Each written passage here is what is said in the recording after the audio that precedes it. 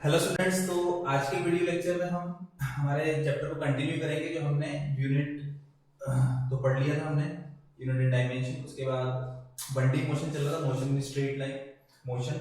तो उस मोशन में हमने एवरेज वेलोसिटी तक पढ़ लिया था, वेलोसिटी का मतलब एवरेज स्पीड तक पढ़ लिया था। एवरेज स्पीड हमारी हो गई, ठीक है। अब इसी के बाद से हम कंटिन्यू करते हैं। तो इसके बाद से इसमें हम आ जाते हैं नेक्स्ट वेलोसिटी पर।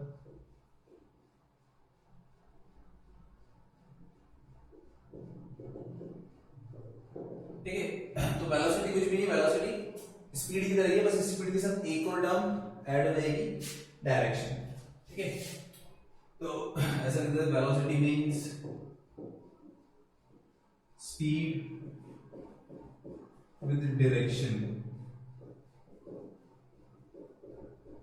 ठीक है, मतलब स्पीड भी है, स्पीड तो मैग्नीट्यूड तो वही है, ये मैग्नीट्यूड हो जाएगा और साथ में उसके साथ डायरेक्शन दे देगी। स्पीड को निकालते हैं डिस्टेंस से फाइंड करते हैं। ठीक है, वो स्केलर क्वांटिटी की स्पीड आती है। और वेलोसिटी को फाइंड करने के लिए हम डिस्प्लेसमेंट फाइंड करते हैं। पहले डिस्प्लेसमेंट आ जाएगा तो वेलोसिटी डी। तो वेलोसिटी का फार्मूला होता है हमारा velocity equals to displacement upon time. कितना डिस्प्लेसमेंट हो रहा है हमारा अपॉन टाइम। ऐसा यूनिट वही सिंपल वेलोसिटी स्पीड की तरह मीटर पर सेकंड, आधे यूनिट्स किलोमीटर पर आवर, ये सब हो जाएगी। और वेलोसिटी क्या है? It is a vector quantity.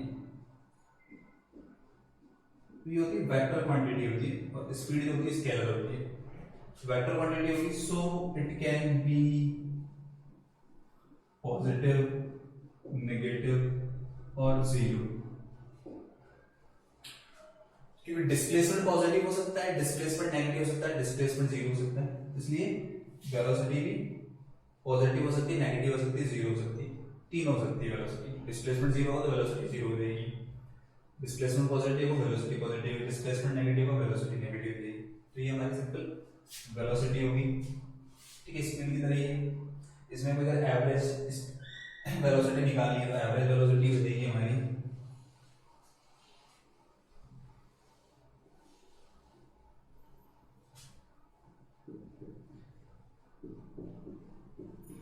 Average velocity निकालनी हुई total displacement upon time. Total displacement निकालना, टोटल कितना डिस्प्लेसमेंट हो रहा है उसको टाइम से डिवाइड करेंगे, कितना टाइम लग रहा है उसमें, तो वो एवरेज वेलोसिटी हो जाएगी हमारी। तो इस तरह से एवरेज वेलोसिटी को डिफाइन कर सकते हैं।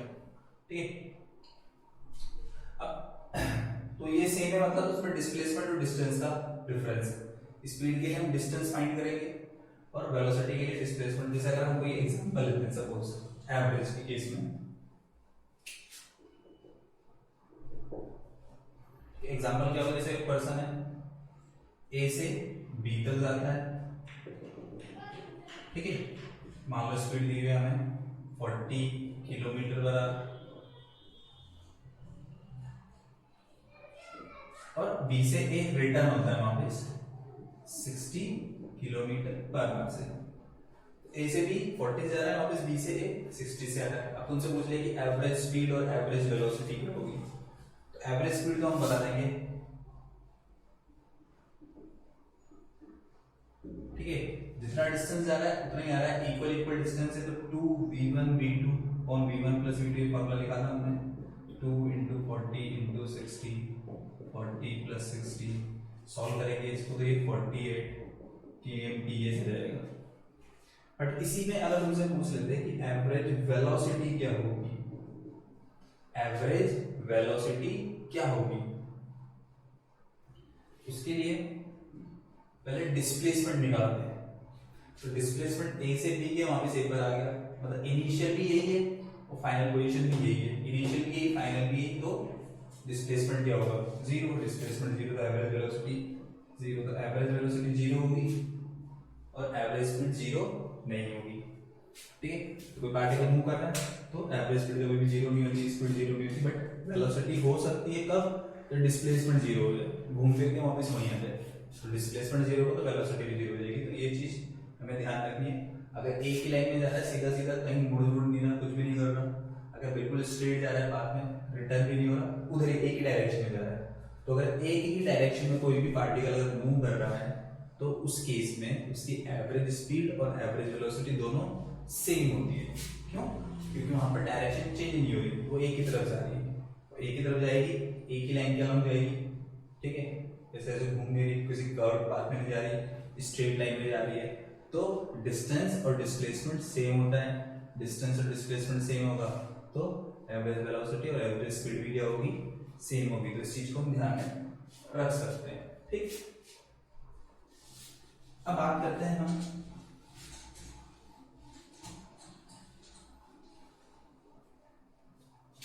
एक्सेलरेशन की, ठीक है। तो एक्सेलरेशन इसी होता है सिंपल हमारा rate of change of velocity, rate of change velocity किस रेट से चेंज हो रही है।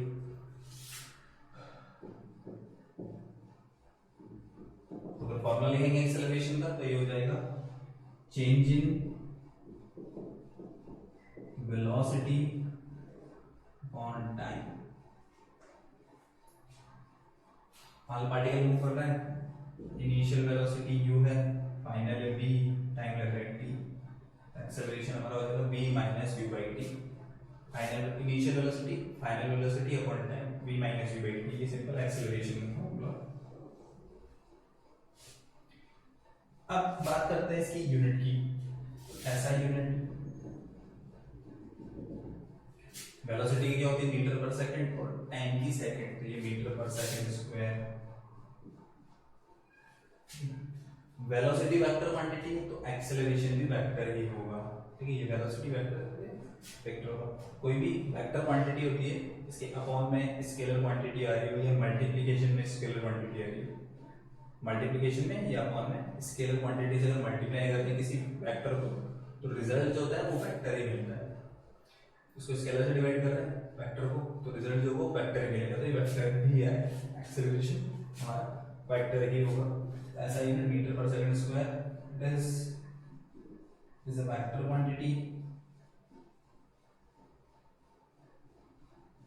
ठीक है। तो वेक्टर होते तो ये भी पॉजिटिव, नेगेटिव और जीरो हो सकता है। सो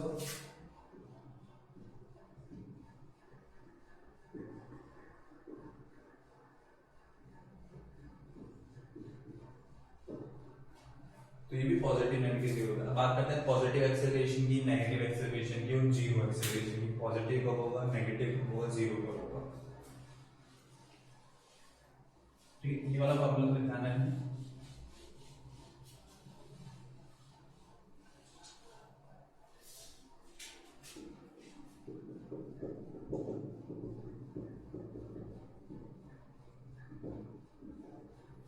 पॉजिटिव एक्सेलरेशन, तो पॉजिटिव एक्सेलरेशन था जब ये जो फॉर्मूला है हमारा a equals to v minus u by t, तो ये वाली वैल्यू पॉजिटिव होगी तो ये भी पॉजिटिव होगा, मतलब v minus you greater than zero होगा, मतलब पॉजिटिव, ग्रेटर देन जीरो मतलब पॉजिटिव, तो a भी पॉजिटिव होगा, ठीक है। और a पॉजिटिव होगा, ठीक है, इसमें u को बदल दे तो v ग्रेटर देन u, तो v है फाइनल वेलोसिटी, u है इनिशियल वेलोसिटी, तो फाइनल वेलोसिटी ज्यादा होनी चाहिए, इनिशियल वेलोसिटी कम होनी चाहिए। स्पीड भी बोल सकते हो, अगर स्ट्रेट लाइन में जा रहा है तो स्पीड भी बोल सकते हैं। तो पहले स्पीड ज्यादा, पहले स्पीड कम होनी चाहिए, बाद में बढ़नी चाहिए। मतलब अगर स्पीड बढ़ रही है, एक्सेलरेट हो रही है, ठीक है, मतलब स्पीड बढ़ रही है तो पॉजिटिव एक्सेलरेशन। जैसे गाड़ी में एक्सेलरेटर होता है, उसको हम ऐसे मूव करते हैं बाइक के अंदर या कार के अंदर, ऐसे पैर से दबाते हैं तो वो एक्सेलरेट करता है, स्पीड बढ़ती है, पॉजिटिव एक्सेलरेशन। तो स्पीड बढ़ रही है, वेलोसिटी इंक्रीज हो रही है, एक्सेलरेशन। पॉजिटिव एक्सेलरेशन का होगा जो v ग्रेटर देन u होगा, तो positive acceleration, speed increase.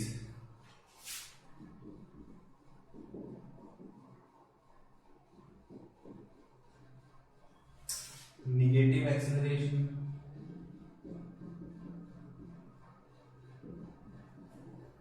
Negative मतलब लेस देन जीरो, तो a लेस देन जीरो, इसका मतलब ये भी लेस देन जीरो होना चाहिए और ये ऐसे होना चाहिए, मतलब फाइनल स्पीड कम होनी चाहिए, इनिशियल स्टार्ट होनी चाहिए, मतलब v की वैल्यू कम है, u ज्यादा है, तो इसका मतलब वो नेगेटिव आएगा, स्पीड डिक्रीज हो रही है।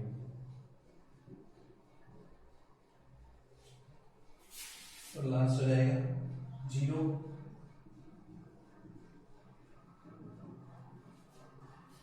जीरो कब होगा? जब ये दोनों इक्वल होंगे, बी और यू इक्वल होंगे, मतलब स्पीड चेंज ही नहीं हो रही, वेलोसिटी चेंज ही नहीं हो रही। ठीक है, वो चेंज नहीं होगी तो एक्सेलरेशन जीरो आएगा। ठीक है, तो ये जीरो कब होगा? जब ये बराबर जीरो जीरो बी और यू इक्वल। इसमें मैं लिखूंगा वेलोसिटी रिमेन्स सेम। तो अगर वेलोसिटी चेंज नहीं हो रही, सेम है, चेंज नहीं हो रही, तो उसको बोलेंगे हम जीरो। डिक्रीज हो रही है तो नेगेटिव, और इंक्रीज हो रही है तो पॉजिटिव। और नेगेटिव एक्सेलरेशन को हम एक और नाम दे देते हैं, इसी को, इसको बोल देते हैं हम रिटार्डेशन भी बोल देते हैं।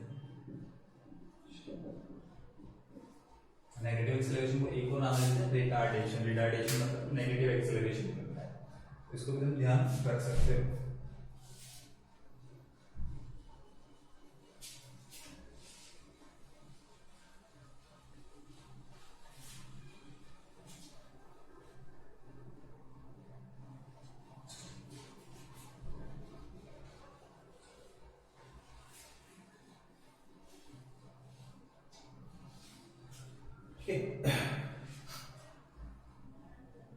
तो ये हो गया हमारा एक्सेलरेशन से रिलेटेड। अब हम यहाँ पर थोड़ा ग्राफ से रिलेटेड देखेंगे। ग्राफ से भी बहुत सारे क्वेश्चंस बनते हैं, क्वेश्चंस आते हैं।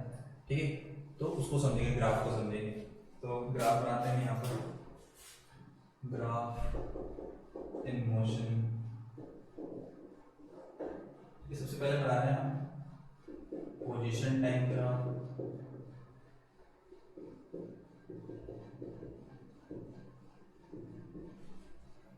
ठीक है, इसको चाहो तो तुम ऐसे भी बोल सकते हो, डिस्टेंस टाइम ग्राफ,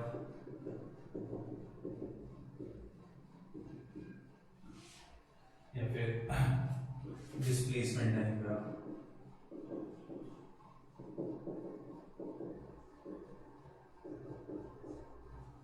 ठीक, अब पोजीशन टाइम ग्राफ बनाना है सबसे पहले। तो इसमें फर्स्ट ग्राफ हो जाएगा हमारा पहला, फर्स्ट बना है रेस्ट के लिए, रेस्ट। तो अगर कोई ऑब्जेक्ट रेस्ट में है तो उसका ग्राफ कैसा बनेगा? Position time graph. इसको मैं एक्स लिख रहा हूँ, उसको टी लिख रहा हूँ, पोजीशन को। तो रेस्ट में मतलब उसकी पोजीशन चेंज नहीं होगी। जहाँ खड़े हैं तो वहीं खड़े, जैसे मैं खड़ा हूँ यहाँ पर, तो मैं अपनी पोजीशन चेंज नहीं कर रहा, पोजीशन चेंज नहीं कर रहा, मतलब रेस्ट में। ठीक है, तो किसी भी ऑब्जेक्ट की अगर पोजीशन चेंज नहीं होती तो रेस्ट में, वो वहीं खड़ा है। तो मान लो वो x equals to suppose 2 metre पे खड़ा है, तो टाइम बढ़ता जाएगा, वो वहीं खड़ा रहेगा, x इक्वल्स टू चेंज नहीं होगा। तो 1 सेकंड पर भी यही था, 0 पर भी, 2 सेकंड पर भी यही था, 3 पर भी यही था, 4 पर भी यही था। तो ग्राफ जाएगा ऐसे स्ट्रेट में जाएगा। तो टाइम एक्सिस के पैरेलल अगर लाइन आ रही है, किसके? टाइम एक्सिस के पैरेलल अगर लाइन आ रही है, तो इसका मतलब ऑब्जेक्ट इसमें रेस्ट में। तो रेस्ट के केस में ये ऊपर नीचे नहीं जाएगा, सीधा का सीधा ग्राफ आएगा, पैरेलल, टाइम एक्सिस के पैरेलल लाइन बनेगी। तो उसका मतलब रेस्ट में ध्यान रखना, यहाँ पर डिस्टेंस होना चाहिए, या डिस्प्लेसमेंट होना चाहिए, या पोजीशन होनी चाहिए, तब ये ऐसा दिखेगा। ये रेस्ट हो गया। इसके बाद बात करते हैं, मतलब दूसरा ग्राफ हम देखें, यूनिफॉर्म मोशन का। यूनिफॉर्म मोशन में तुम चाहो तो यूनिफॉर्म स्पीड भी लिख सकते हो, या फिर यूनिफॉर्म वेलोसिटी भी लिख दो, तीनों के। तो xt जो ग्राफ होता है, यूनिफॉर्म मोशन, यूनिफॉर्म स्पीड, इसमें जो होता है ये x जो होता है वो प्रोपोर्शनल टू t होता है इन सब के लिए। x मतलब डिस्टेंस ले लो, डिस्प्लेसमेंट ले लो, कुछ भी ले लो, तो ये टाइम के प्रोपोर्शनल होता है। मतलब जितना जितना टाइम बढ़ेगा, ठीक है, उतना उतना उसी रेशियो में स्पीड भी बढ़ेगी। मान लो टाइम डबल हो गया तो डिस्टेंस भी डबल हो जाएगी, डिस्प्लेसमेंट भी डबल हो जाएगा। टाइम 3 टाइम्स हो जाएगा, ये भी 3 टाइम्स हो जाएगा, तो दोनों एक ही रेशियो बढ़ेगी। और यहाँ भी 1 पावर, यहाँ भी 1 पावर, तो 1 पावर जब ऐसे होती है, प्रोपोर्शनल आ रहा है ये, तो ग्राफ जो होता है वो स्ट्रेट लाइन बनती है हमेशा। और यहाँ पर हम इसको ऐसे बना सकते हैं सर, ये ऐसे स्ट्रेट लाइन बिल्कुल एंगल पर जा रही है। ये जो होगा ये हमें शो करेगा क्या? Uniform speed, uniform motion. ठीक है, अब इसमें क्या हम फाइंड कर सकते हैं, इसकी जो ये एंगल जो बना रहा है इससे टाइम एक्सिस से, ये टाइम है नीचे, अगर एंगल कम बना रहा है, एंगल कम है, छोटा एंगल है, तो इसका मतलब जो ये स्पीड है या वेलोसिटी वो कम है, उसकी वैल्यू कम है। और ये एंगल अगर ज्यादा है तो स्पीड या वेलोसिटी ज्यादा होगी। ठीक, तो जैसे मान लो दो ग्राफ बन गए, एक ऐसे बन गया और एक ऐसे बन गया। इसमें मुझे कि ये फर्स्ट पार्टिकल का है, ये दूसरे पार्टिकल के लिए, और तुमसे पूछे किसकी स्पीड ज्यादा है किसकी वेलोसिटी ज्यादा है, तो तुम बोल दोगे जहाँ पर ये एंगल ज्यादा बन रहा होगा तो ये ज्यादा एंगल बन रहा है दो वाले का, तो सेकंड वाले का ज्यादा एंगल बन रहा है, मतलब उसकी स्पीड या वेलोसिटी ज्यादा है, पहले वाले की कम है। स्पीड या वेलोसिटी फाइंड भी कर सकते हैं, कैसे कर सकते हैं इसमें, tan थीटा से। तो ये जो स्लोप जो होता है, स्लोप ऑफ एक्स-t ग्राफ, ये इक्वल्स टू होता है वेलोसिटी या फिर स्पीड ये, और स्लोप को यहां से फाइंड कर सकते हैं tan थीटा से, tan theta equals to v speed.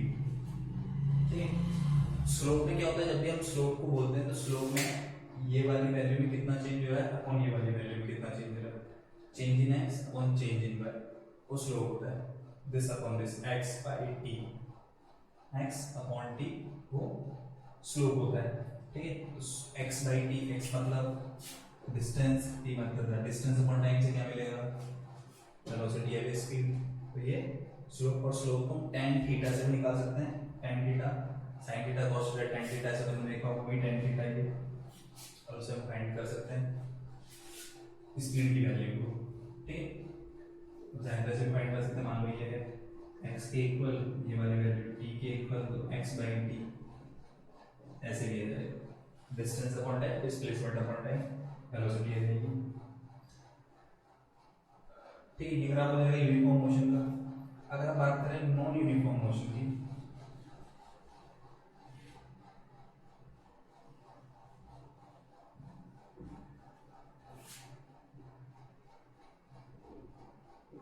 Non uniform motion, तो नॉन यूनिफॉर्म मोशन मतलब स्पीड जो है वो चेंज हो रही है, वेलोसिटी चेंज हो रही है। ठीक है, स्पीड और वेलोसिटी इज वेरिएबल, तो वेरी कर रही है। ठीक है, तो मैं ऐसा ग्राफ बना सकता हूँ इस तरह से,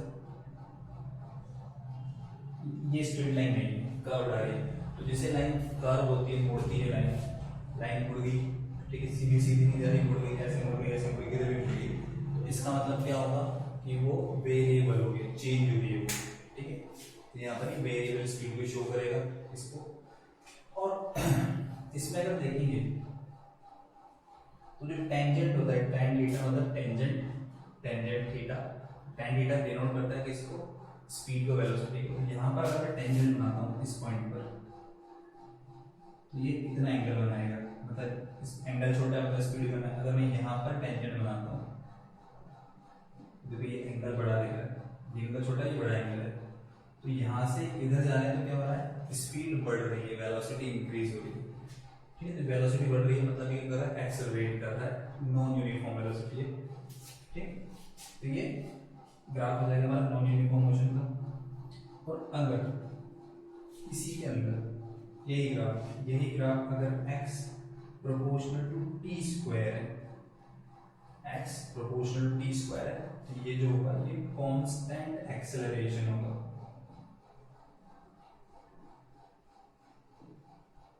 x प्रोपोर्शनल t स्क्वायर क्या होगा, कांस्टेंट एक्सेलरेशन। ये जो ग्राफ होगा कांस्टेंट एक्सेलरेशन को शो करेगा, और इसका नेचर जो है पैराबोलिक होगा, parabolic graph.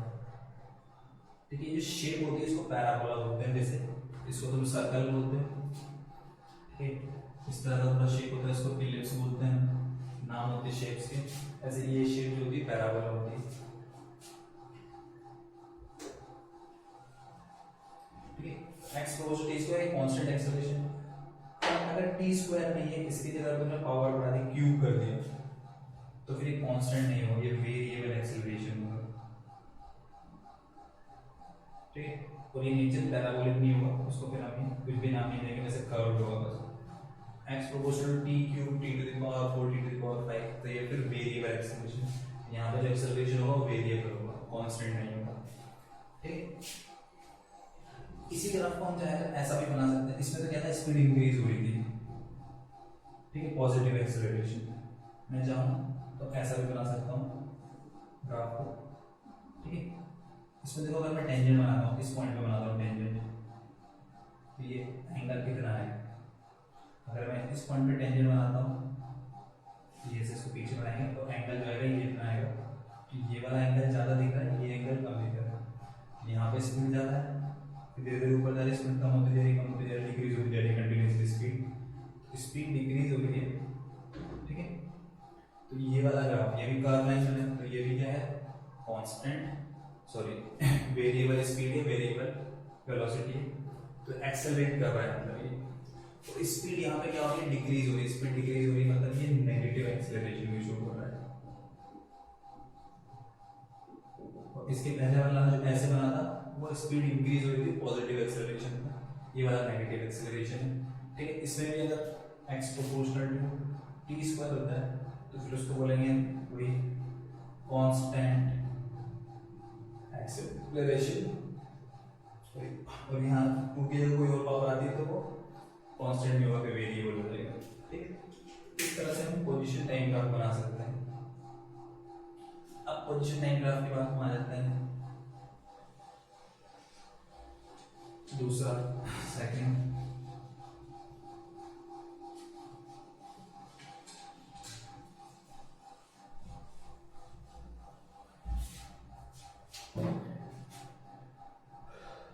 Speed time graph, speed time graph, ठीक है, या फिर इसको हम और वेलोसिटी ग्राफ भी बोल देंगे।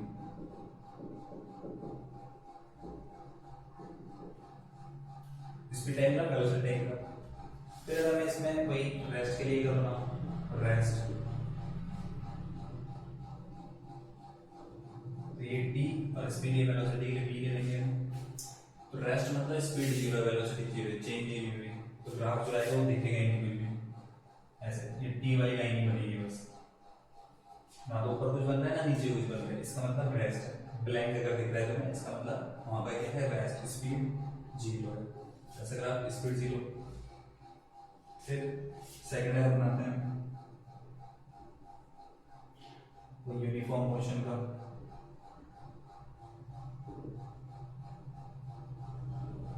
यूनिफॉर्म मोशन में क्या होगा, स्पीड जो होगी वो कांस्टेंट रहेगी, वेलोसिटी कांस्टेंट रहेगी, चेंज नहीं होगी। तो सपोज की स्पीड 10 मीटर पर सेकंड, तो टाइम जो है वो इंक्रीज होता जा रहा है पर स्पीड चेंज नहीं हो रही, उतनी ही उतनी है, ठीक है। जो ग्राफ आएगा वो सीधी सीधी ऐसे रहने चाहिए। तो वेलोसिटी टाइम में अगर ऐसी लाइन आ रही है, इस तरह से लाइन आ रही है, तो इसका मतलब वो क्या है, वो है हमारा constant speed, constant velocity, uniform motion, ठीक है। ये सब ग्राफ है, यूनिफॉर्म मोशन को शो करेगा, ध्यान से देखना, टाइम एक्सिस के पैरेलल मतलब वेलोसिटी टाइम का वीटी है, स्पीड कांस्टेंट, चेंज नहीं हो रही, इंक्रीज भी नहीं हो रही, डिक्रीज भी नहीं हो रही है, ठीक है। ठीक है, इसके बाद यूनिफॉर्म मोशन के बाद हम बात करते हैं सर नॉन यूनिफॉर्म मोशन।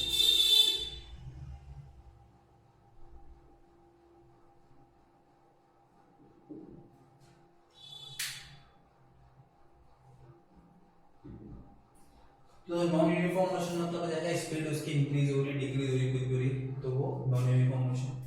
तो नॉन यूनिफॉर्म मोशन में क्या होगा, v जो होगा वो वेरिएबल होगा,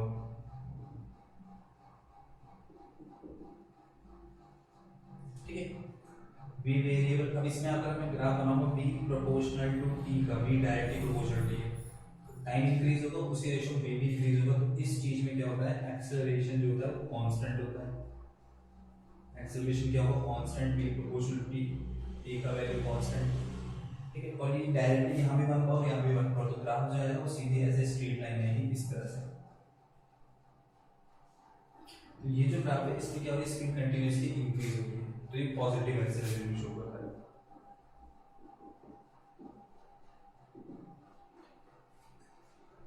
इस रीटी ग्राफ से हम दो चीज फाइंड कर सकते हैं। एक तो भाई अगर मैं यहाँ पे थीटा कर लूंगा तो tan थीटा, ठीक है, स्लोप tan थीटा वो क्या शो करेगा, this value upon this value, change in this, change in velocity upon time, change in velocity upon time मतलब एक्सेलरेशन, ये शो करेगा tan थीटा मुझे एक्सेलरेशन शो करेगा, ठीक है, t equals to change in velocity upon time delta v by t, ये फिर भाई v minus u by t भी लिख सकते हैं। चलो तो एक तो ये फाइंड कर सकते हैं किसी स्लोप से, अगर एंगल भाई एंगल अगर कम है तो एक्सेलरेशन कम है, एंगल अगर ज़्यादा है तो एक्सेलरेशन ज़्यादा है, एंगल से एक्सेलरेशन को ला सकते हैं, कहाँ एक्सेलरेशन ज़्यादा है कहाँ एक्सेलरेशन कम है, ठीक है। वेलोसिटी एंगल हम चाहे तो ऐसा बना सकते हैं इस तरह से भी, जिसमें वेलोसिटी डिक्रीज हो रही हो, यहाँ पे क्या हो रहा है वेलोसिटी डिक्रीज होती जा रही है कंटिन्यूअसली, वेलोसिटी डिक्रीज हो रही मतलब नेगेटिव एक्सेलरेशन, और स्ट्रेट टाइम बनना चाहिए ना, लाइन ऐसे मोड़नी नहीं चाहिए, बैंड नहीं होनी चाहिए, तो ये कांस्टेंट एक्सेलरेशन, ये भी कांस्टेंट एक्सेलरेशन पर ये नेगेटिव है, मतलब इसको चाहे तो मैं रिटार्डेशन बोल सकता हूँ, यहाँ पर यह रिटार्डेशन हो रहा है, ठीक। इसमें भी कोई एंगल से रिलेटेड, अगर एंगल ज्यादा बन रहा है मतलब ऐसे जा रहा है एंगल, ठीक है, इस तरह से, इसका मतलब क्या होगा, रिटार्डेशन जल्दी जल्दी हो रहा है, जल्दी जल्दी हो रहा है तो रिटार्डेशन ज़्यादा है यहाँ पर, धीरे धीरे कम हो रही है स्पीड, रिटार्डेशन कम, तो रिटार्डेशन ज़्यादा रिटार्डेशन कम, ये देखो ये एंगल ज़्यादा बन रहा है, ये एंगल कम बन रहा है, मतलब इधर से देख लो एंगल, तो ये ज़्यादा एंगल है और ये कम एंगल है, तो वो स्लोप मतलब कितना स्लैंट कितना जा रहा है, ठीक है, कितना ज़्यादा ढाल है इसके अंदर, ऐसे बोलो, तो ये हमारा एक्सेलरेशन हो जाएगा। पर अगर v टी स्क्वायर अगर हो जाएगा या टी क्यूब हो गया कुछ भी हो गया, तो फिर एक्सेलरेशन कांस्टेंट नहीं होगा, एक्सेलरेशन क्या होगा वेरिएबल। तो अगर मैं ये वाला अगर ग्राफ बनाना चाहूँ तो यहाँ पर जब ये स्क्वायर आता है, यहाँ पावर 1 यहाँ पावर 2, तो ये पैराबोला की शेप में जाता है ग्राफ इस तरह से, ये कर्व लाइन, तो ये कर्व लाइन जो होगी ये क्या शो करेगी, वेरिएबल एक्सेलरेशन,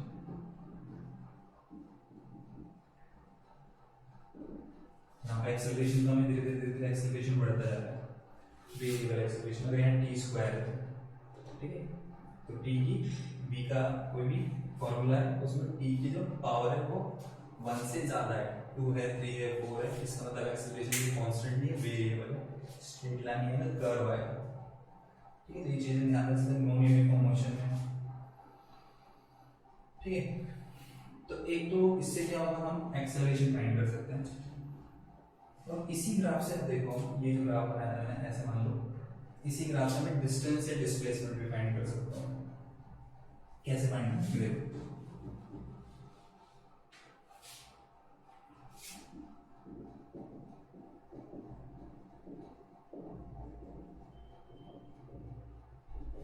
ठीक है। तो अगर ये स्पीड टाइम है, यहाँ स्पीड है यहाँ टाइम है, तो क्या आएगा डिस्टेंस आएगा, यहाँ पर अगर वेलोसिटी टाइम है, वेलोसिटी टाइम पे क्या आएगा डिस्प्लेसमेंट आएगा। कैसे फाइंड करते हैं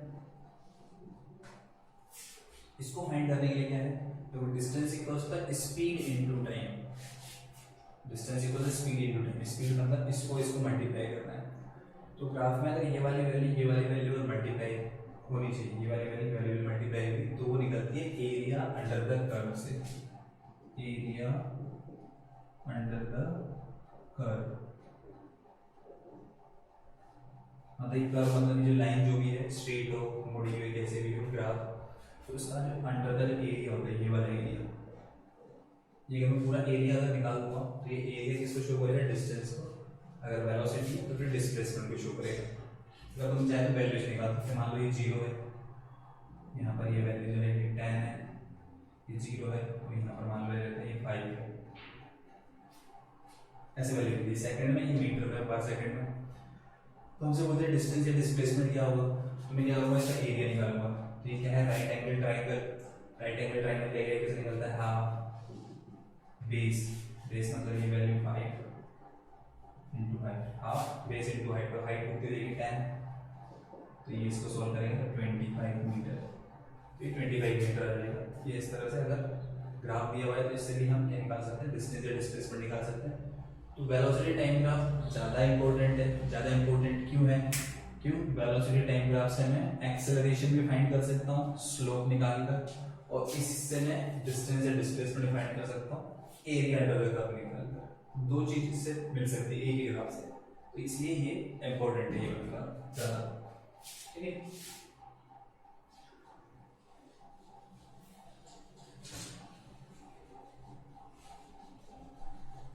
फिर इसके बाद बात करते हैं एक्सेलरेशन टाइम ग्राफ की, इसको भी बना सकते हैं।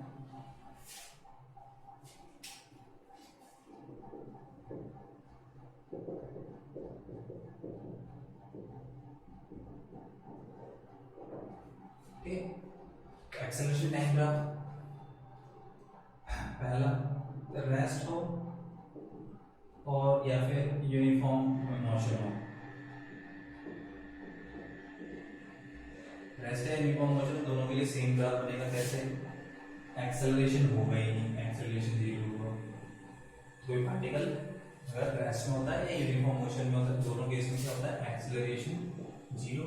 तो जीरो का ग्राफ मतलब ये ऐसे रहेगा, इस तरह से टाइम पे है कि कुछ वैल्यू नहीं होगी। फिर सेकंड रहता है नॉन यूनिफॉर्म मोशन। ठीक है, नॉन यूनिफॉर्म मोशन में हम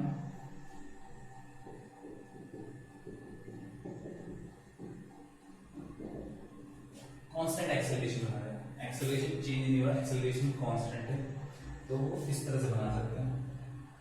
कांस्टेंट वैल्यू का ग्राफ हमेशा ऐसे ही आता है, ये वाली वैल्यू कांस्टेंट है, चेंज नहीं हो रही तो ग्राफ ऐसे आएगा, तो ये कांस्टेंट एक्सेलरेशन शो करेगा। और इससे हम फाइंड कर सकते हैं चेंज इन वेलोसिटी। देखो ए इक्वल्स होता है change in velocity on time, तो चेंज इन वेलोसिटी क्या होता है? एक्सेलरेशन इनटू टाइम, ए into T, acceleration into time. और मल्टीप्लिकेशन, इसका मल्टीप्लिकेशन निकालना, तो मल्टीप्लिकेशन निकलता है हमेशा इससे area under the curve, area से। ये एरिया जो भी होगा ये चेंज इन वेलोसिटी रहेगी, area under the curve. Area निकालेंगे तो उससे क्या मिल जाएगा? चेंज इन वेलोसिटी मिल जाएगी, वेलोसिटी कितनी चेंज हुई। ठीक है, तो ये ऐसे सिंपल सिंपल हमारे ग्राफ है।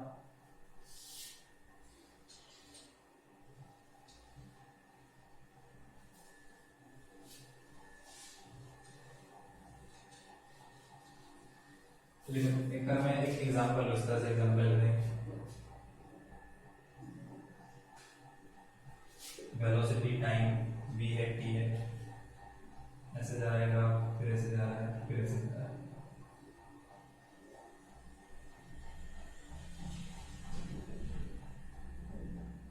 ये 0 5 10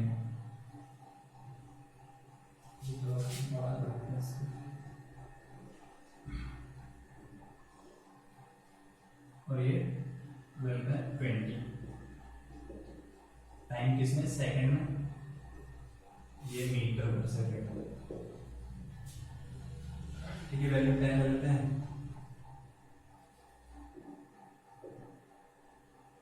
और ये वाली वैल्यू 20 ले लेते हैं।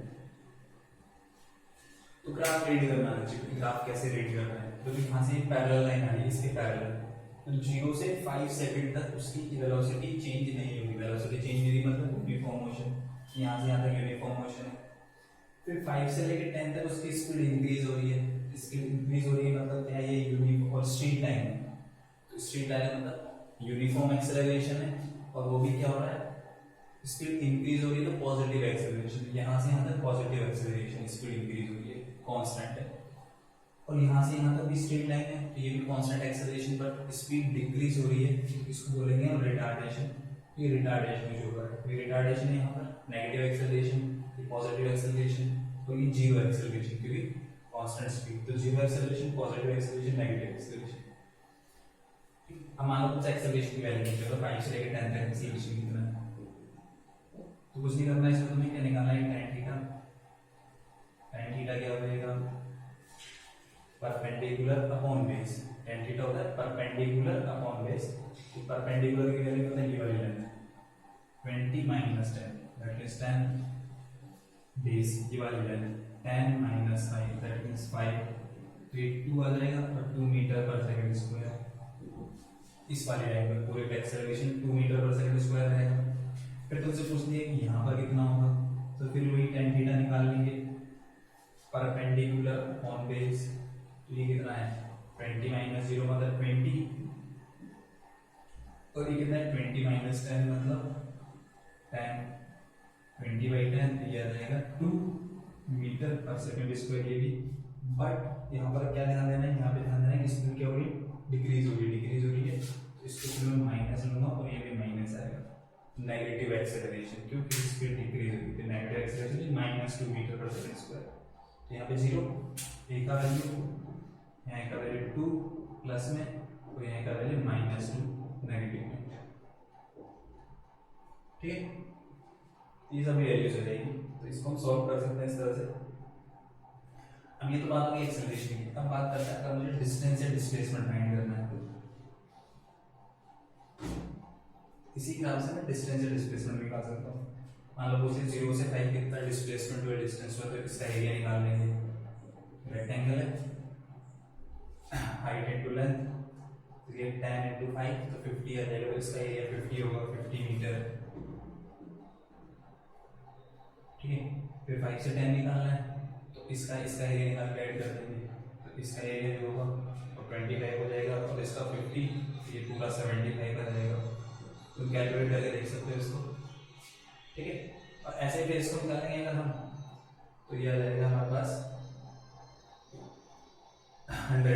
ठीक है हाफ बेस इंटू बेस 10 और ये 20 10 इंटू 20 तो ये आ जाएगा हमारे पास 100 तो ये 100 मीटर ये 75 मीटर ये 50 मीटर तो टोटल अगर कर लिखेंगे टोटल 0 से लेके 20 तक कितना इसका डिस्प्लेसमेंट हुआ तो सबको ऐड कर देंगे तो ये 150 तो ये हो गया फिर 225 मीटर आ जाएगा। ठीक है इस तरह से हम इसको सॉल्व कर लेंगे स्पीड वगैरह निकालनी है सॉरी एक्सेलरेशन ऑफ टाइम इस तरह से निकालना है तो फाइंड हो जाएगा वो।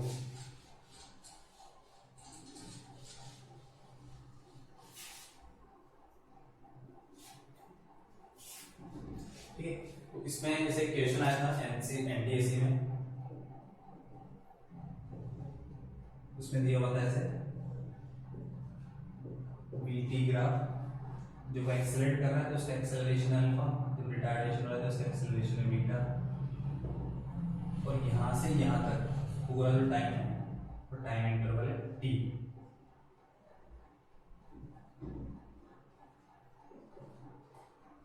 ठीक है तो उसका हम स्पीड भी बता सकते हैं डिस्टेंस डिस्प्लेसमेंट निकालना है तो वो भी निकाल सकते हैं। तो उसको कैसे फाइंड कर लेंगे मान लो यहाँ से एक्सेलरेट जो कर रहा है उसमें टाइम लग रहा है t1 तो ये बचा हुआ जो टाइम होगा वो रिटार्डेशन का हो जाएगा। हमें तो पूरा टाइम पता है पूरा टाइम t है ये अल्फा ये बीटा और पूरा टाइम t। स्पीड लेते हैं इसकी मैक्सिमम स्पीड कितनी हो रही है v हो रही है। तो देखो अगर मैं अल्फा को लेना चाहूँ तो अल्फा को लिख सकता हूँ acceleration tan theta perpendicular upon base b/t1 तो यहाँ से t1 की वैल्यू क्या हो जाएगी b/अल्फा। फिर ऐसे यहाँ पर अगर रिटार्डेशन को लिखना चाहूँ तो रिटार्डेशन क्या हो जाएगा वही परपेंडिकुलर अपॉन बेस परपेंडिकुलर कितना v और ये वाला टाइम तो ये पूरा t है ये t1 तो ये टाइम कितना हो जाएगा t माइनस t1 इधर लेंगे तो t minus t1 equals to v upon beta. t1 की वैल्यू क्या है v अपॉन अल्फा ये लिख देंगे यहाँ पर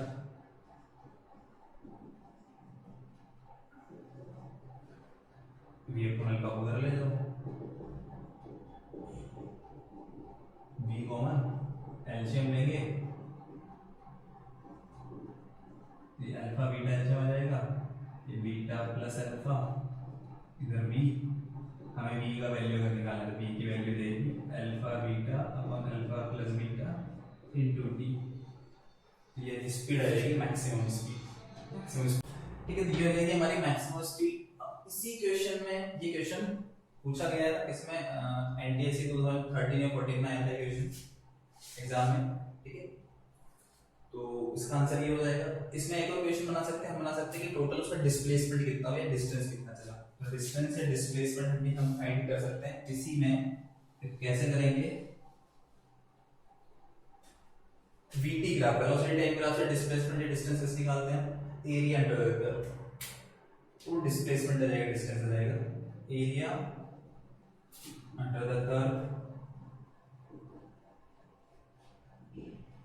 तो ये ट्रायंगल है, ट्रायंगल का एरिया क्या होता है, half base into height, half base यहां से यहां तक पूरा टी है और हाइट बी है, और बी की वैल्यू होगी alpha beta upon alpha plus beta into T, ऐसा जाएगा मेरे पास half alpha beta upon alpha plus beta T into T, T square. ये सोल्व होगा, ये आ गया हमारी डिस्टेंस आ गई। तो ये क्वेश्चन हम इस तरह से कर सकते हैं, ग्राफ वाले क्वेश्चन, ठीक है। अब इसके बाद देखते हैं हम इक्वेशन ऑफ मोशन।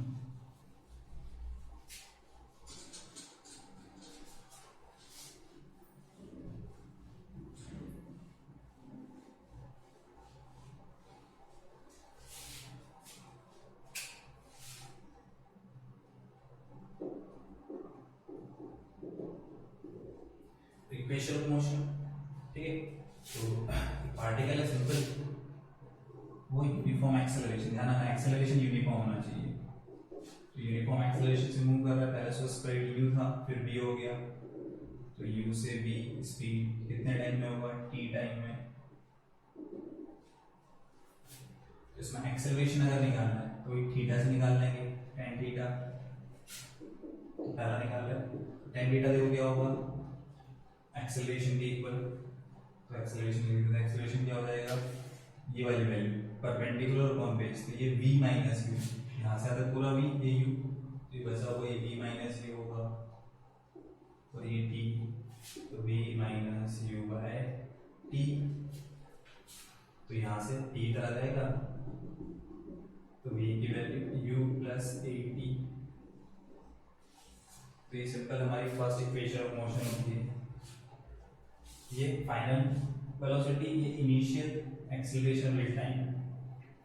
सेकंड की बात करते हैं।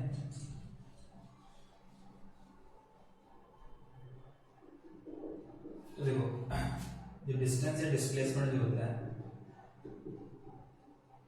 उसको ले सकते हैं एवरेज वेलोसिटी इनटू टाइम। अगर यूनिफॉर्म एक्सेलरेशन है, ये initially final average velocity v plus u by 2 होती है एवरेज वेलोसिटी, उसको टाइम से मल्टीप्लाई कर देंगे, t की डिस्टेंस देगी s equals to v plus u by 2 into t, ऐसा लिख सकते हैं, ठीक है। फिर इसी में चाहो तो v की जगह अभी थोड़ी देर पहले लिखा था first equation u plus A T plus u upon 2 into t, तो u प्लस u 2u, उसको 2 से डिवाइड करेंगे तो u बचेगा और u इंटू टी, तो ये ut हो जाएगा, और ये at into T, at square divide by 2, at square divide by 2, तो ये ut plus half at square, क्या आ गया s की वैल्यू आ गई। चाहे तो ग्राफ से भी निकाल सकते हैं, कैसे, distance area under the curve, इसके पूरे का एरिया, ये मतलब पूरा एरिया, वो डिस्प्लेसमेंट हो जाएगा, इसका एरिया निकाल सकते थे वो कैसे, ये जो ट्रायंगल है सॉरी क्वाड्रिलेटरल, इसका एरिया निकालना आता है हमें, सम ऑफ पैरेलल साइड्स इनटू दोनों की डिस्टेंस, ये साइड b ये साइड u, तो ये v plus u by 2 into t, s की वैल्यू आ जाएगी, ये वही सेम चीज है, बन जाएगा। तो ये सेकंड इक्वेशन होती है हमारी, टाइम और डिस्प्लेसमेंट का रिलेशन देता है ये। और थर्ड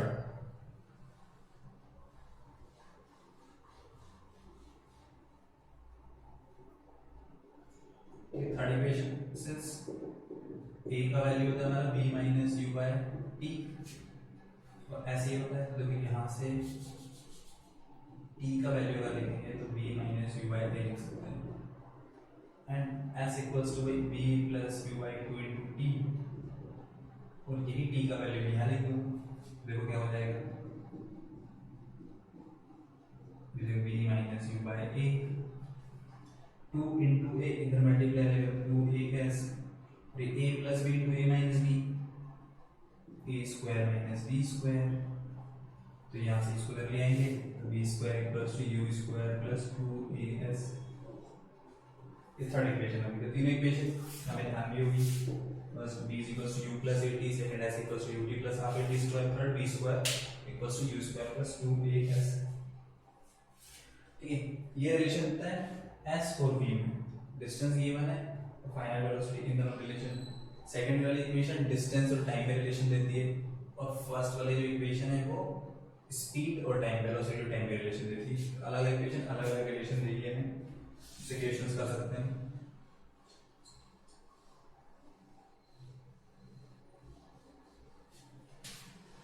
ठीक है, अब इसी की जो ये इक्वेशन ऑफ मोशन है इसको अप्लाई करते हैं हम मोशन अंडर ग्रेविटी में।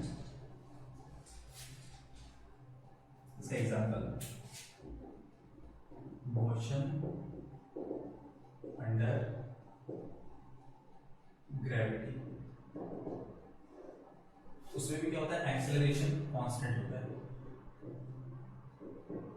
ठीक है, तो g होता है acceleration, a equals to g, इसकी वैल्यू थी 9.8 metre per second square vertically downwards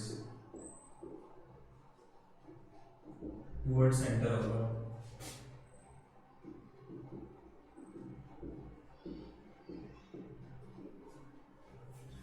और कांस्टेंट एक्सेलरेशन जब भी होगा तो हमेशा इक्वेशन ऑफ मोशन अप्लाई कर सकते हैं हम। इक्वेशन ऑफ मोशन अप्लाई करेंगे तो देखो इसमें अलग अलग पहले केस पढ़ते हैं। फर्स्ट होता है फ्री फॉल।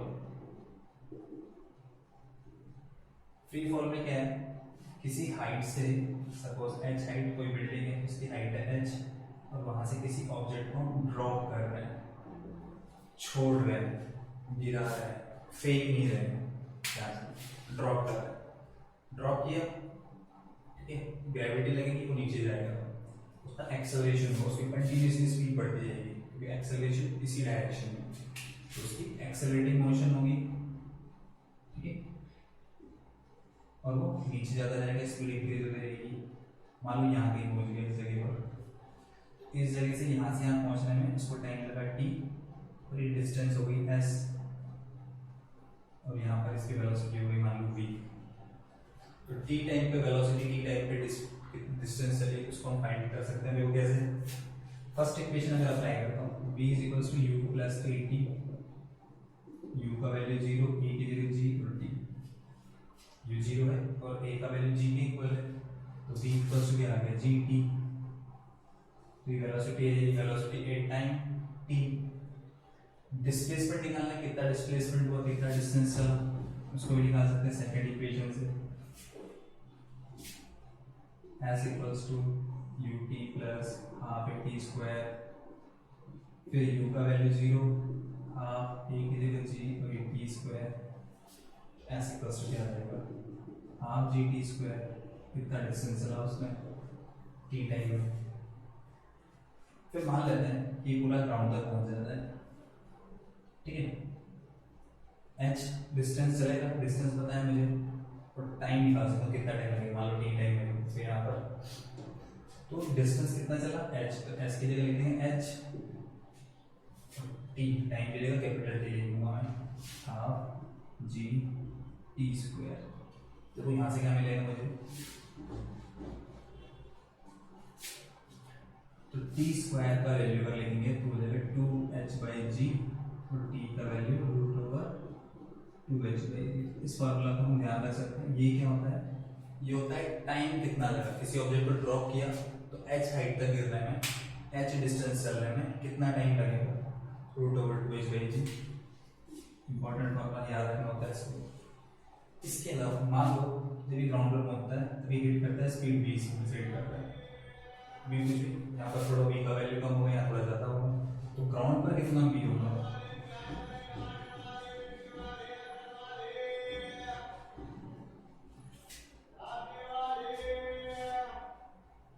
तो v की वैल्यू बता सकते हो, कैसे बताएंगे, थर्ड इक्वेशन अप्लाई करेंगे, v square equals to u square plus 2as, u का वैल्यू 0, a की जगह g और s की जगह h।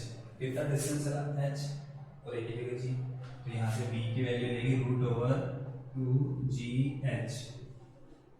तो v का वैल्यू आ जाएगा √2gh। तो ये भी इंपॉर्टेंट फॉर्मूला है। किसी पार्टिकल को गिराते हैं तो ग्राउंड से टकराएगा, h हाइट चलने के बाद ग्राउंड तक पहुंचेगा तो उसका स्पीड कितना होगा, √/2gh होगा। ठीक है, तो जिस फॉर्मूला इसको ध्यान रख सकते हैं, फ्री फॉर हो गया। इसी से सेकंड हम ले लेंगे,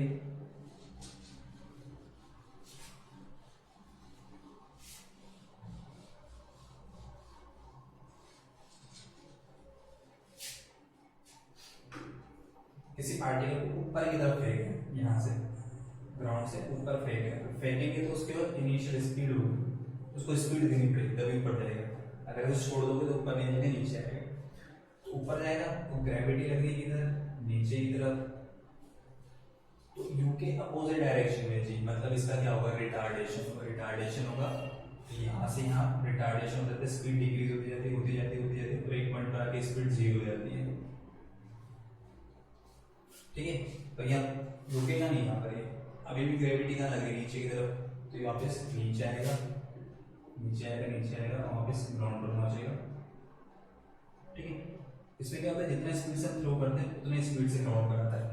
अगर ये वैक्यूम में, ये हम पढ़ेंगे पूरा इन वैक्यूम।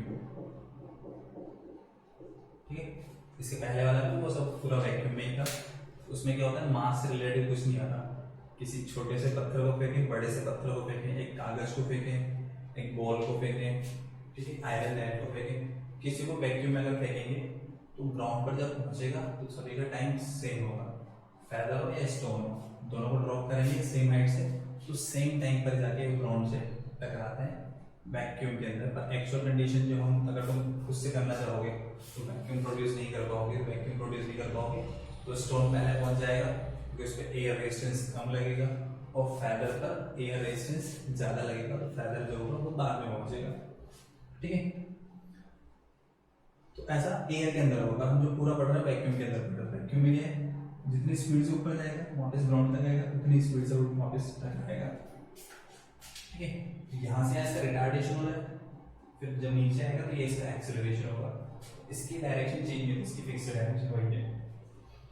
ठीक है, ये जो जितना मैक्सिमम जाता है, ये मैक्सिमम हाइट होती है, ये h।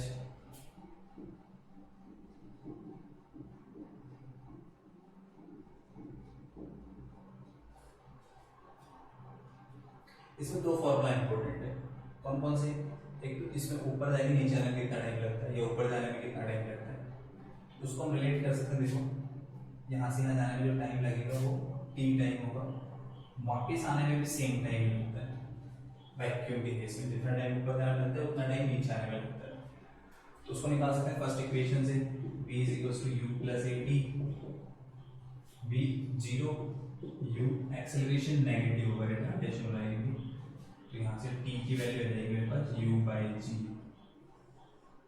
तो इतने टाइम में यहाँ से यहाँ पहुंचेगा, वापस आएगा उसमें उतना टाइम लगेगा, तो टोटल टाइम 2t 2u/g, इसको बोलते हैं time of flight.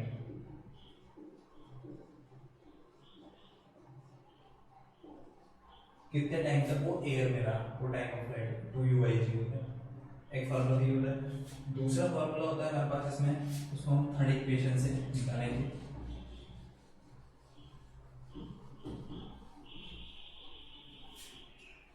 Third equation मेरे पास v² = u² + 2as, v की वैल्यू 0, यहाँ पर u रिटार्डेशन हो रहा है, a को नेगेटिव लेंगे तो 2gh, तो यहाँ से 2gh = u²। ये फार्मूला मैक्सिमम हाइट का होता है।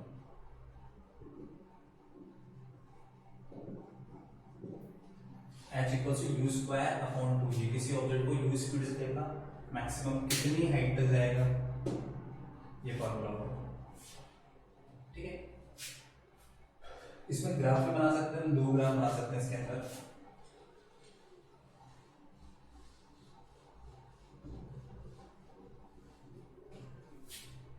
एक तो बनता है इसमें डिस्प्लेसमेंट टाइम ग्राफ,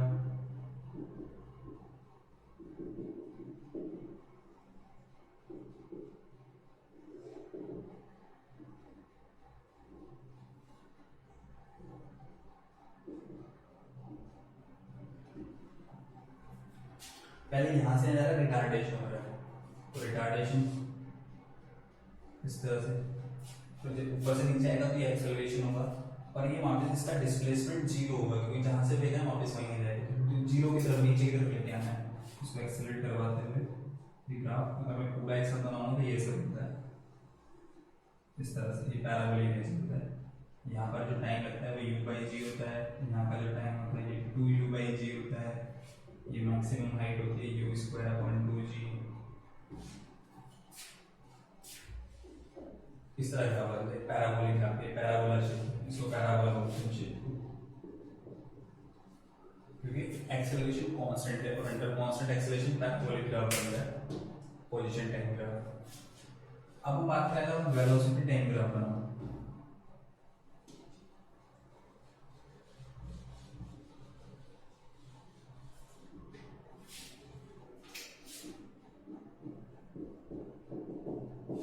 तो वेलोसिटी टाइम ग्राफ में क्या होगा,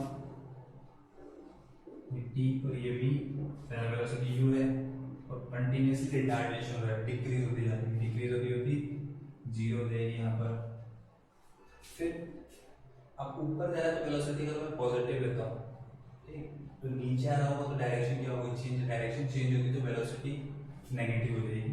तो अब वेलोसिटी जीरो से इंक्रीज हो रही है but opposite direction, negative direction. तो एक बार ऐसा कैसे चलता रहेगा, और ये इस तरह से u से चला, यहाँ पे जो टाइम होगा वो u बाई जी होगा, ठीक है, और इसकी स्पीड यहाँ पहुँचेगा e माइनस यू के इक्वल, और इसमें जो टाइम लगेगा वो हो जाएगा 2u बाई जी। ऊपर जाकर वापस टोटल टाइम 2u बाई जी, ये तो वेलोसिटी टाइम ग्राफ। और इसी को अगर मैं स्पीड टाइम ग्राफ बनाना चाहूँ, स्पीड जो होती है कभी भी नेगेटिव नहीं होती, वो पॉजिटिव होती है, ऊपर जा रहा होगा तभी पॉजिटिव, नीचे आ रहा होगा तभी पॉजिटिव।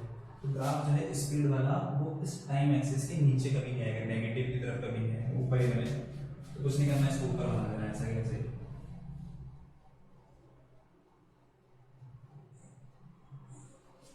ये ग्राफ होता है स्पीड टाइम का, इससे पहले वाला वेलोसिटी टाइम का। ऐसा ग्राफ भी बना सकते हैं इसी के अंदर, मोशन अंडर ग्रेविटी के अंदर, इसको भी तुम ध्यान रख सकते हो। अब इसे बात करते हैं तो हम सर्कुलर मोशन की।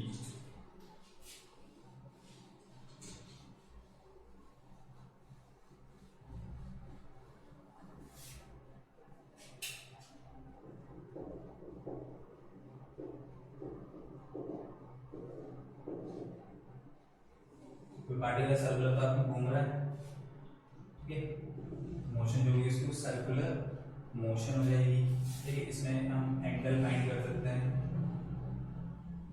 ए बी, ये आर, डेल्टा एस, ये रेडियस आर, एंगल, तो angle equals to r upon radius, theta equals to delta s upon r, और इसकी ऐसा यूनिट जो होती है रेडियन होती है। सिंपल एंगल अगर बात करें तो कोई पार्टिकल ऐसे मूव कर रहा है सर्कुलर पाथ में तो कितना एंगल बनाता है, तो वो एंगल हम ऐसे फाइंड कर सकते हैं आर अपॉन रेडियस से, ठीक है। वो एंगल जो है वो रेडियन में आएगा, शायद मैं पहले भी बता चुका हूँ ये चीज यूनिट के अंदर। अब कोई पार्टिकल मूव कर रहा है कांस्टेंट स्पीड से, ठीक है, मान लो इसकी स्पीड v है, यहाँ पर पूरा एक चक्कर जो लगाता है, पूरे एक चक्कर लगाने को बोलते हैं टाइम पीरियड बोलते हैं, पूरा एक चक्कर जो लगाता है उसको बोलते हैं टाइम पीरियड। तो यहाँ पर अगर मैं बोलना चाहूँ ऐसे, अगर मुझे टाइम पीरियड लिखना है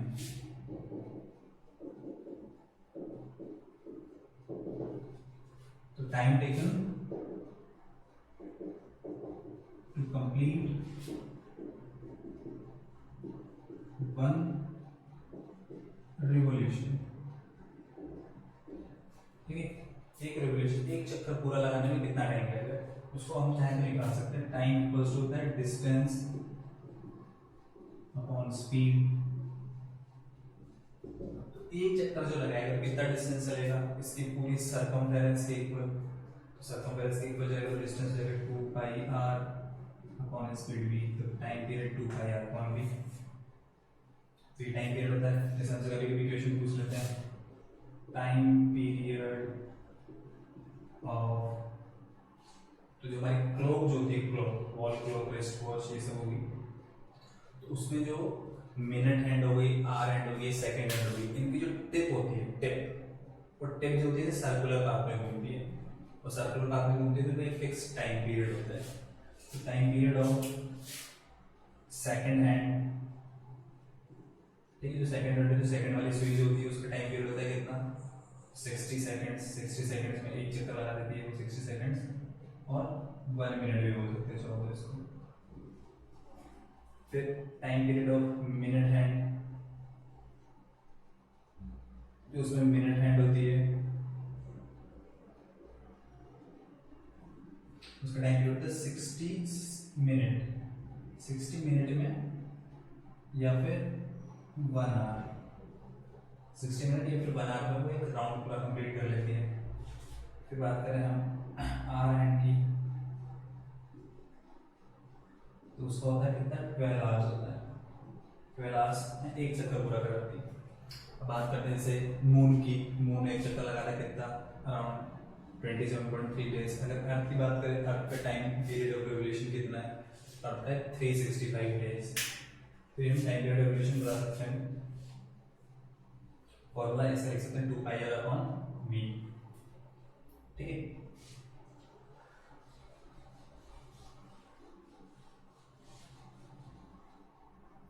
अब बात करते हैं फ्रीक्वेंसी की।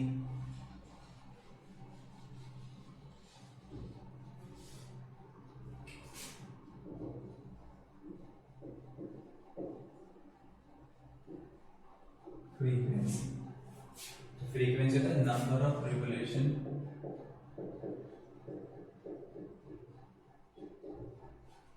इन यूनिट टाइम, ठीक है, यूनिट सेकंड भी बोल सकते हो। एक सेकंड में कितना चक्कर लगा है वो फ्रीक्वेंसी होती है, ठीक है। तो हमें पता है कि टी टाइम में कितना चक्कर लगाता है, एक चक्कर। टी टाइम में कितना चक्कर लगाता है, एक चक्कर पूरा टी टाइम में।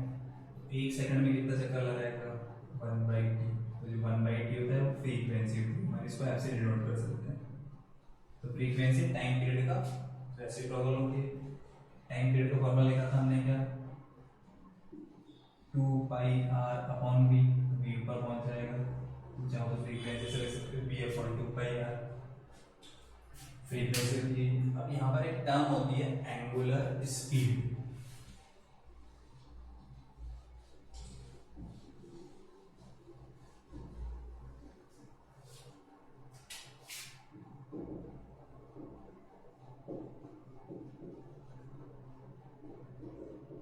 इसको हम डिनोट करते हैं ओमेगा से, ठीक है। W होता है ये, इसको थोड़ा घुमा कर बनाते हैं, इसको हम बोलते हैं omega.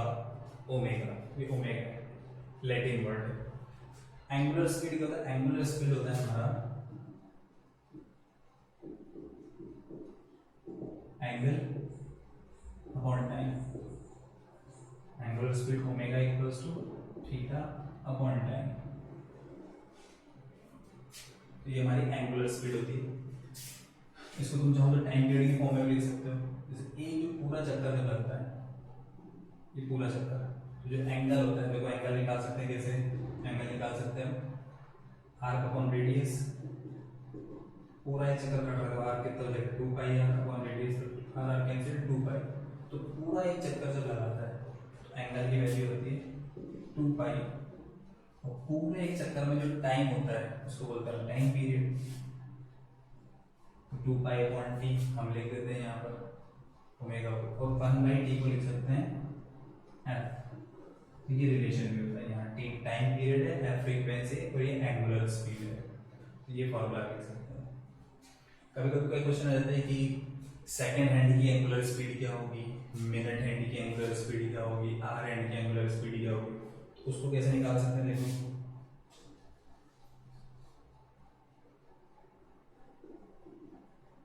Angular speed of first second hand की एंगुलर स्पीड, ठीक है। तो इसको ओमेगा ऐसे लिख देता हूं मैं, 2π/t। 2π का value time period of second hand कितना होता है, 60 सेकंड्स, कितना जाएगा, π/30 रेडियन पर सेकंड। इसका यूनिट रेडियन पर सेकंड होता है। कैसे पता चला, एंगल का रेडियन, टाइम का सेकंड, रेडियन पर सेकंड। दूसरा मिनट हैंड, WM वही 2 pi upon T, time period of minute hand के तो 60 मिनट्स,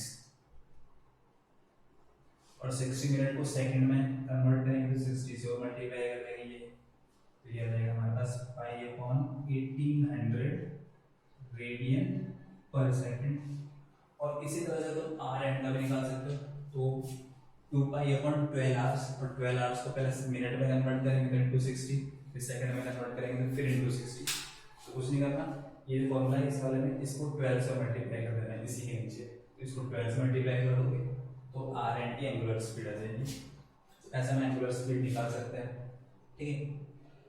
एक और रिलेशन होता है एंगुलर स्पीड और लीनियर स्पीड। देखो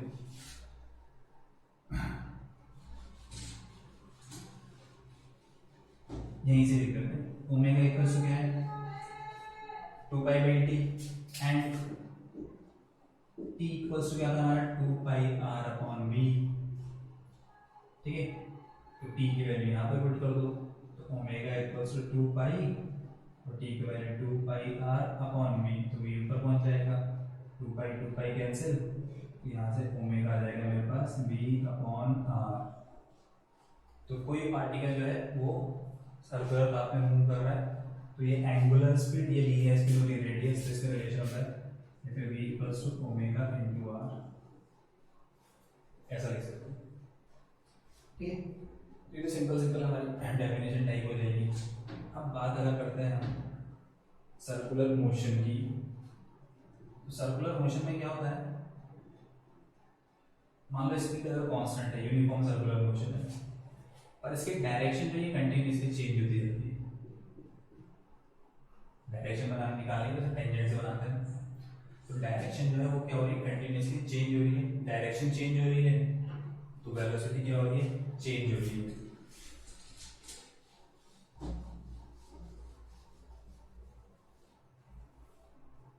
speed is constant but direction of motion changes continuously.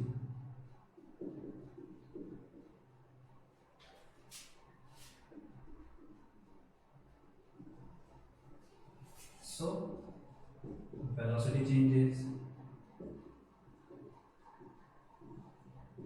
ठीक है। तो यहाँ पर क्या होता है मैग्नीट्यूड चेंज नहीं होता, ये कांस्टेंट है, चेंज क्या हो रही है सिर्फ डायरेक्शन। तो जहाँ पर सिर्फ डायरेक्शन चेंज हो रही हो, स्पीड चेंज नहीं हो रही हो, ठीक है, तो वहाँ पर एक एक्सेलरेशन आता है, क्योंकि वेलोसिटी चेंज हो रही है और जहाँ पर वेलोसिटी चेंज होगी वहाँ एक्सेलरेशन होती है। यहाँ पर जो एक्सेलरेशन होता है सेंट्रीपिटल एक्सेलरेशन होता है, डायरेक्शन सेंटर की तरफ होती है। So velocity changes, so acceleration is called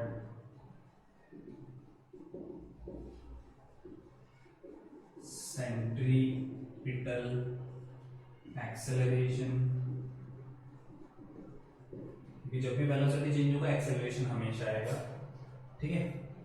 तो एक्सेलरेशन होगा सेंट्रीपिटल एक्सेलरेशन होगा, its direction is towards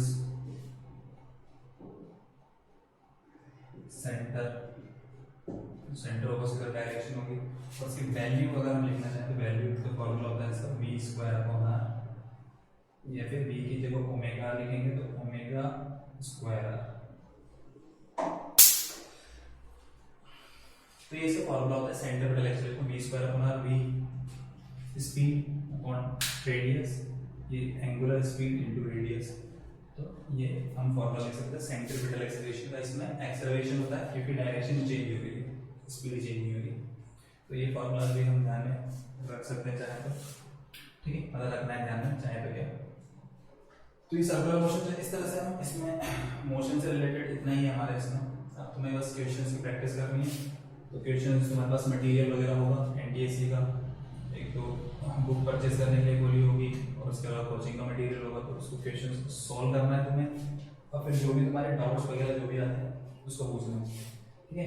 next lecture में हम फोर्स, फ्रिक्शन ये सब पढ़ेंगे, तो आज के लेक्चर में इतना ही पढ़ेंगे। Okay, thank you.